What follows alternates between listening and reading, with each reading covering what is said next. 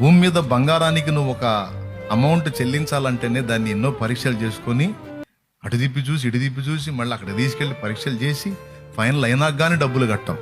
ఏకంగా నీ కోసం ప్రాణం పెట్టాడు, ప్రాణమునే వెలగా చెల్లించాడు, నీ కోసం ఆయన రక్తమంతా ధారపోశాడు.